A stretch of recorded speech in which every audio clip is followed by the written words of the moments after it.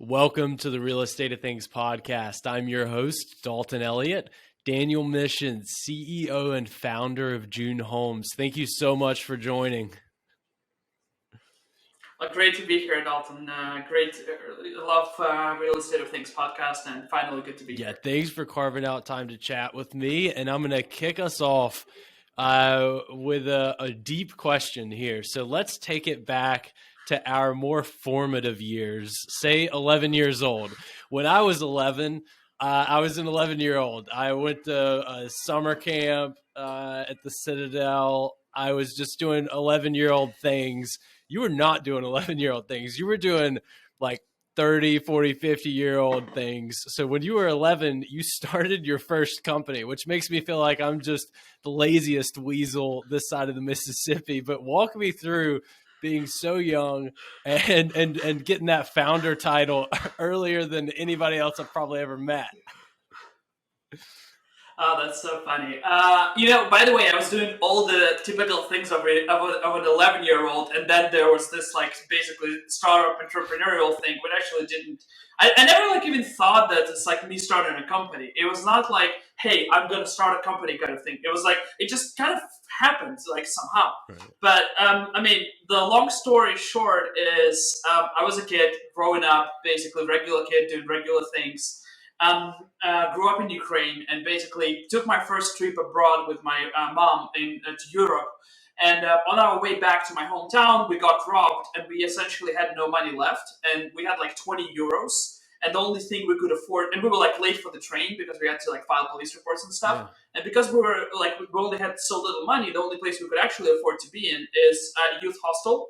And basically, that's how, when I was 11, I first saw a youth hostel, that European backpacker, international cosmopolitan feel. Got back to my hometown and then basically pitched really hard my grandmom to convert our typical Soviet-style 3-bedroom apartment into a youth hostel, put a bunch of bunk beds, and see what happens. I was probably very convincing, probably more annoying than convincing, and ultimately she said, fine, go and try it. And then basically it was summertime. I put a bunch of bunk beds, listed it on the internet. And remember back in the day when you had to use dial-in internet, when essentially in order for you to connect to the internet, someone had to hop off a phone call. That kind of experience. So using that type of internet, I posted it online, and it was the first youth hostel in Ukraine, in that part of Ukraine. And it just took off. In 3 months I made 3 years worth of rent, and I was like, I kind of like real estate. That is wild. And funny you mentioned dial-up internet. I was talking with a couple of colleagues earlier who were, one's 5 years older, one's 10 years older. And we were like, the kids these days, they don't know anything about dial-up. You're on the computer and somebody picks up the phone and the connection goes out. The horrible things we had to live with back then. Or it's like, hey mom, I need to enter internet. Please hop off the call. Yeah, exactly. So that's crazy. You at a young age, you were not only starting a business, which, like you said, you didn't probably think about it that way exactly, but you were starting a business, and also you were utilizing the internet at, still kind of a relatively earlier age of it. And that company, where did it go from there? So that was your first venture, but walk me through the next bit of progression. Yeah, so it was interesting. So essentially, it was the initial launch was quick and dirty. Mm-hmm. So essentially, I had $200 saved, from selling I don't know, sweets to my classmates. So I had $200, and basically my initial launch budget was $200. Mm-hmm. So essentially, what happened there is I was I couldn't really afford to buy furniture. So what I did is I essentially found a bunch of guys in the street, bought a bunch of wood, and made them basically build bunk beds because I literally couldn't afford to do anything else. Yeah. So put it on the web. It started working. Basically, first summer made a lot of money. Met a lot of cool people, and I was like, hey, can I do this again next year? It was such a cool summer experience. So, and then essentially I went into school, did my regular classes for 9 months in a year, and then next summer I was like, hey. I talked to a bunch of my classmates, they got really into this idea, so we rented an apartment. So not only we took my grandmom's apartment, but we also rented another one. So basically, every year since, while I was in school and then high school, we would just basically expand and launch more hostels. Mm-hmm. in different parts of the region where I was based. And basically, like that was like my high school years. So we got like 5 hostels, bought a bunch of real estate, and then I was like basically going into college. I moved to Moscow, and in Moscow, we went to like get a legal degree.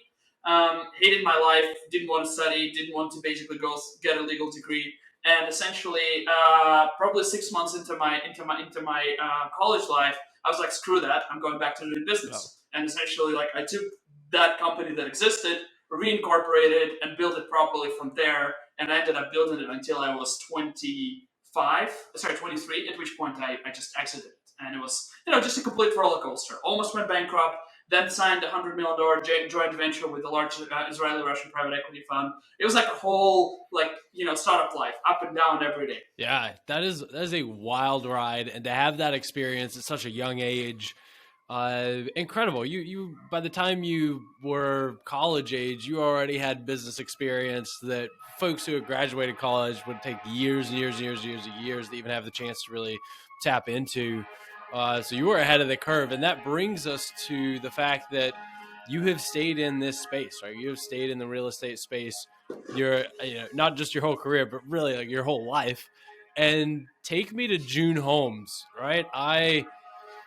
Oftentimes a lot of, you hear about startups all the time, right? You hear about Yeah. new business ventures, new ideas. And I feel like a 60-year-old man in some ways. I look at something and I'm like, I don't know if that's going to be it. But digging through your website, having some conversations with you, like y'all are really revolutionizing the space. So tell me about June Holmes. And then a little bit later in the episode, I want to talk about Noga and her Hell's Kitchen multifamily project. But first, tell me about June Holmes. What's your purpose? What's the mission? What are y'all doing? Yeah, that's a really good question. And by the way, about like staying in real estate, I tried to quit and I failed quitting.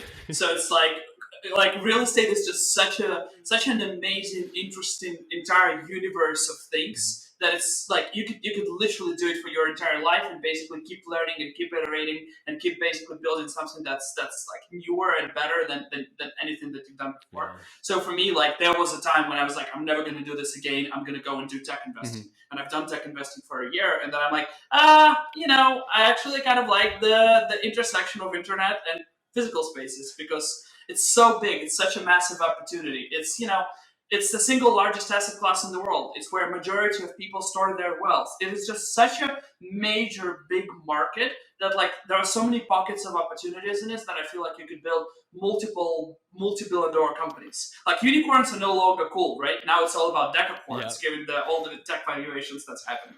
So like you can build a lot of decacorns in like real estate space and really make a difference. So Yeah. that's about that. That's to address the part about quitting real estate. No, I'm with you, and this is admittedly where we sit today. This is my first venture into real Yeah. estate. Like I started at Lima One Capital 6 weeks after graduating college. Been here 7 years, and so the private lending kind of non-owner occupied investment space is stop one for me. But yeah, like just when I thought I was out, they pulled me back in. So just over and over, I feel it. And given that you guys like invest all over the country and you do so many different things, and you have and you have exposure to so many different deal types and asset types, I'm sure like you keep learning even after 7 years and seeing like so many new things that are just popping up in different parts of the country.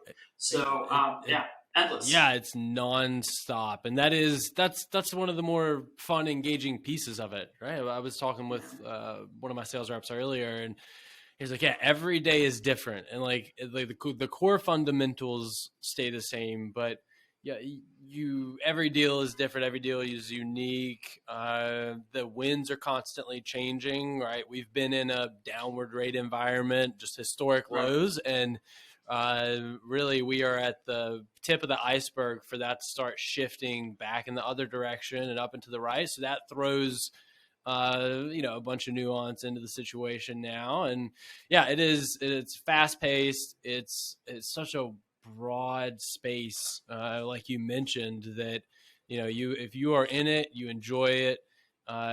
It's easy to see how you can stay connected and just have so much diversity and pivotability. I don't know if that's a word, but there's just nothing but upside and opportunity, and so it's a fun space for sure. Yeah, I know for sure. Pivotability sounds like a real word to me, so I'm in on that word. Love it. I love it. We'll call it. So uh, June Holmes, tell me. June Holmes.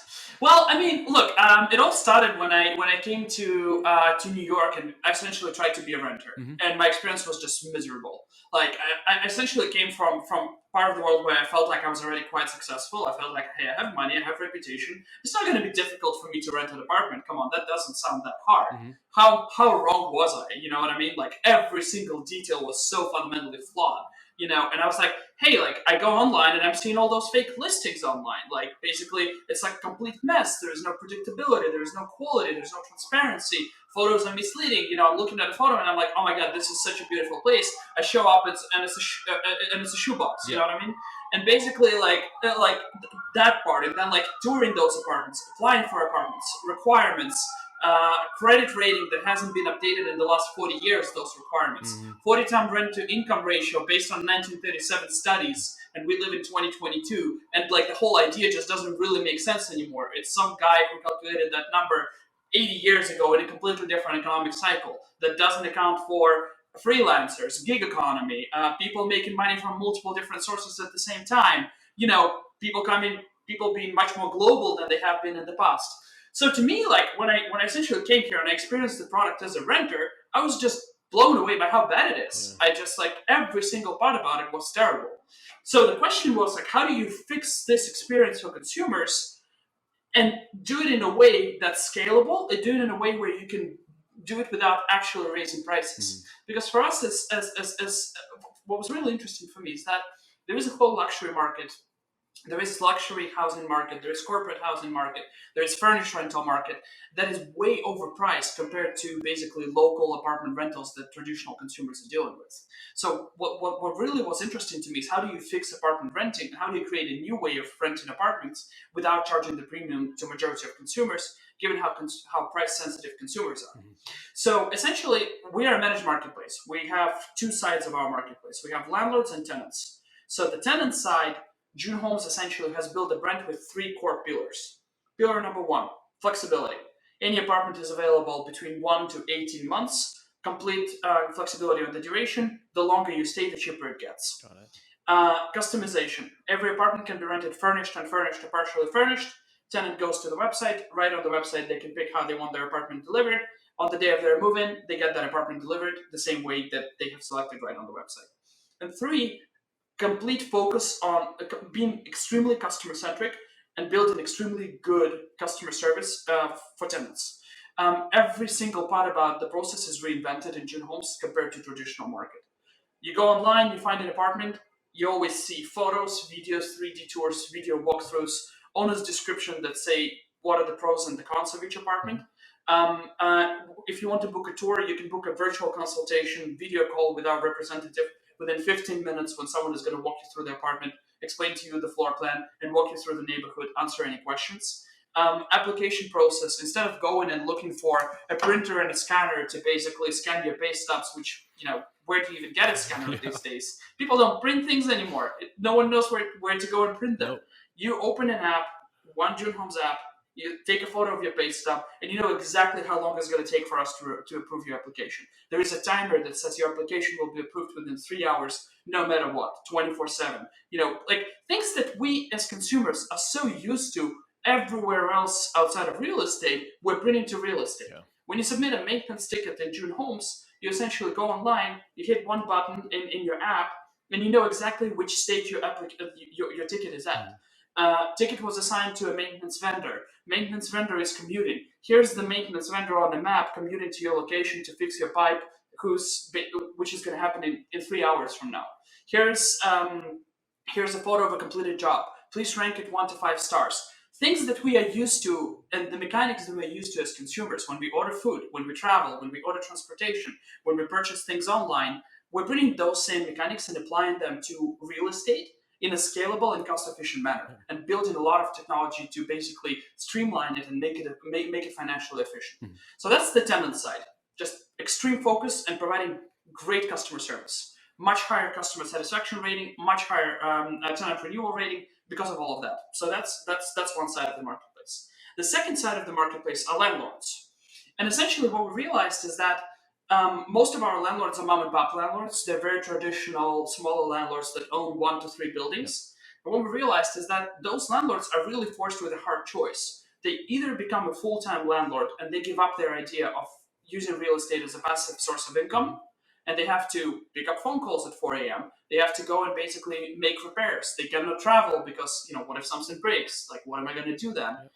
So we essentially focus on those landlords, and we provide them with, and we essentially give them a hands-off approach to managing their real estate without charging them typical property management fees. So if you're a landlord and you work with June Homes, you hand over the keys to us, and we essentially handle everything from upgrading your units, leasing your units, managing your units. And the way we make money is on the spread between the rent that you were looking for as a landlord and the revenue that we can generate from our tenants, because we provide them with so much more flexibility, convenience, and additional services. That's June in a nutshell. That is a lot. And like, I used the word revolutionize earlier, and not just pulling that word out of thin air. I think back to when I graduated college. My then girlfriend, now wife, we rented for a couple years and then we bought a home. But that one experience of getting our first apartment was an absolute manual, clunky nightmare. From showings and scheduling, it took weeks to find a place that was good and ticked all the boxes, because you had to schedule an appointment, show up, get in there. There was no virtual option. And then the process of, okay, this is the one we want. Thought we were going to be quick, good to go. Absolutely not, right? Like, it takes days of going back and forth and documents, and then it's, oh, you got to go get a cashier's check. And it's like, well, I'd never gotten a cashier's check in my life. What do I do? All right, got to physically go to the bank. Got to do this, got to do that. And then the maintenance ticket piece, right? For us, it was sending an email, and then you're just throwing that into the darkness. Like, who got it? When's it going to happen? Nobody knows. There's no visibility. There's no trackability. All of these things go back to my point of, like, whenever I first learned about June Homes and what you and the team are doing, I was like, this is the idea. This is the way it should be. And you posited it well, in that we expect this level of service and efficiency everywhere else in our lives, right? That kind of Amazon, I think they're to blame in a lot of ways for so much of this. Like, quick, efficient, what's going on from start to finish. You have a rating system. All this thing has really changed the way that we view so much of the world and our expectations. And it's just shocked me whenever I ran across you all, that I was like, this is such a no-brainer, but it's just not happening outside of you and the crew. So that's absolutely crazy. And, market-wise, talk to me about where you all are focusing. Where are you focusing right now? Imagine, like, what you were just saying, like, this is actually really interesting. So imagine if, like, you book a United flight, and then essentially, like, in order to make a change to the flight, you need to email United, and you have no idea when they're going to reply. Right. That's like an analogy that I'm making, is like all the time, because, like, look, like, we wouldn't take this. Like, we as consumers would not accept this. Like, we call their call center, and if it takes them more than 60 seconds to reply, we're like, what the hell is wrong with you? You know what I mean? So, like, we as consumers expect excellence everywhere else, and then there is this huge black box, which is apartment renting, and you're like, okay, it's just the way it is. And everyone's like, it's just the way it is. It's just the way it works. Everyone is used to it. But truth be said, the minute you start caring, and we have a whole theory that, like, real estate investors, for the most part, their job is not to be extremely customer centric. Their job is to find good opportunities, negotiate those opportunities, purchase those opportunities, partner with partners like you guys, refinance, do the financing part, but they're not, like, experts in customer service. That's not what they think about 24/7 for the most part, and they shouldn't be. Right. There should be a layer of companies like June Homes that have hundreds of engineers working full time on making sure that tenant experience is excellent, on making sure that a little button next to the payment sign is in the right place and it's the most convenient place on that screen for that button. That's the separation that needs to happen. And multifamily is really behind other industries in that. Yeah. If you look at hospitality, for example, and hotels, Mhm. right? Company that owns a Marriott next to Charlotte International Airport is a different company that manages that Marriott. You have clear separation between ownership and service. Yep. And multifamily does not have that separation. Multifamily has owner-operator model, which are actually not, it's not the same business. Those are two completely separate businesses. Yeah. So where we think this industry will transition is it will shift from owner-operator model, where there are vertically integrated companies that do everything from like acquiring real estate, finding that real estate, all the way until customer satisfaction surveys, and that will become a thing of the past, and it will, in our opinion, switch to a model where certain companies are going to become really good, and they're going to focus on buying that real estate efficiently, quickly, doing deals, doing what they're good at.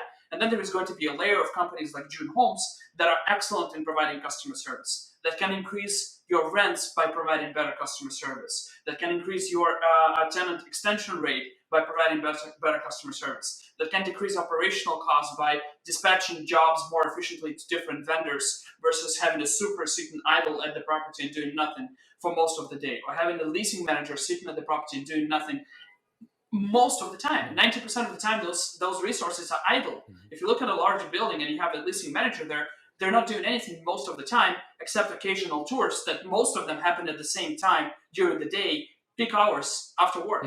So what June Homes can do because of scale and because of technology is cut costs and basically become much more efficient with expenses, but also increase tenant retention and increase tenant rates. So this is where we think this is going to go. June or 20 other companies that may exist in the space will become a layer of service between landlords and tenants, and that layer of service will essentially become the intermediary between tenants and landlords, just like it happened in hotels. Yeah, that makes sense. And one thing that has been over the last couple of years a hot topic is kind of generational preferences in renting versus owning, right? And the idea that younger generations are perhaps going to be renters for longer, and a larger portion of them than previous generations are going to be lifetime renters, just for flexibility and all the other reasons. But what are you seeing as, you talk about Gen Z and the tail end of millennials? What data are you seeing out there? What are the expectations, and how does that differ from previous generations? Is it that this generation has grown up with, iPhone came out in 2007, right? I was talking with my wife the other night. We got iPhones, or excuse me, we got our first cell phones. They weren't iPhones just yet. Yeah. When we were in middle school. But a friend of ours who is 7 years older than us, she's like, I didn't get my first cell phone until I was in college. I was like, there's a distinct difference whenever you get a cell phone plopped in your hand in middle school versus, college. And then today, looking at kind of the Gen Z, like you have a cell phone as soon as you can use a cell phone. You're on your parents' cell phone. You have a supercomputer in your hand at like 2 years old. You have a little iPad when you're 4, that kind of thing. Exactly. And so it seems that it seems like everything that June Homes has aligned itself to be aligns with the demands of a new renter group that's coming online. Is that right? Yeah, what I would say is actually threefold. So part one, your question number one was around home ownership versus renters. And I don't think it's actually a matter of preference. I think it's a matter of this generation being financially more screwed than any other generation in history. Yeah. People can't afford anything. Student debt is so high that basically people literally are trying to make ends meet. We are seeing in June Homes young professionals working at the most prestigious global companies, coming up with Ivy League degrees from the best universities in the world, living with roommates and hardly making it work. That's how bad this generation is financially screwed, and they can't afford purchasing that real estate. Yeah. They are forced to stay in renters for longer. Average first home buying age went from 30 to 47 in the last 13 years. So over a decade, it almost doubled between the number of years that someone rents during their lifetime. Average consumer in the US spends 12% of all the money that they're going to ever spend in their life between being born, between birth and death on rent. That is the single largest expense we're going to ever have in our life, which is crazy. Yeah. And like you get no points on that. You get no return on that. It is just a check that you send in the black box, and you have no idea what's happening there. Yeah. So to me, this is just such a pragmatic thing that's happening here that it needs to change right now, ASAP. It needs to change yesterday, because it is just this generation can't really afford to buy. This generation is forced to stay renters for longer, and they want this experience to be different. So I think that's like part one. Mm-hmm. Part two is this generation really that different than other generations? Their standard is higher. That's really what it is. It is just having a much higher standard. You know, the things that we discussed with Amazon's, with Apple, with a lot of great companies, a lot of great services that we use. The standard is rising. What people don't understand is that this status quo can be challenged. That the way we rented apartments for the last 20 years is not optimal. It doesn't have to be that way. The rules are completely arbitrary. Consumers who are staying in 12-month cycle don't realize that they're actually ending their leases in the least favorable times for them, because they're always ending it at the highest peak season because their landlord gave them concessions so they can end it in June. Mm-hmm. But those consumers are getting much more educated. They're starting to realize that the reason I have a 16-month lease with 4 months concession versus a 12-month straight lease is because my landlord wants to put me in the right cycle that's most favorable for them. Yeah. They're starting to challenge that, and they're not really accepting that anymore. They're starting to realize how the game works. So it's this shift with this generation. It's a shift to transparency. It's a shift to trust. It's a shift to making things work the way they're supposed to work, the way they work everywhere else. So I don't know if it's really just really the generational thing, mm-hmm. but I think the expectations are definitely going higher. Yeah, there's with more information at your fingertips means forced transparency, more knowledgeable consumer, and that's inarguable that in today's world you have the capability to be an exponentially more informed consumer than at any time in history, right? You just have so much data and information at your fingertips, and June Homes is at the forefront of that. Daniel, we cannot stop here. We have to get another episode up. We're going to make this a two-parter. We got too much to discuss. I have to hear about Noga and the Hell's Kitchen story too. So stay with us. Tune in next week. We're going to have another episode, Daniel and I. Daniel, thank you so much. CEO and founder of June Homes. Thanks for joining this episode. Thanks, Dalton. Good talking to you. Thanks, everybody, for listening. Take care.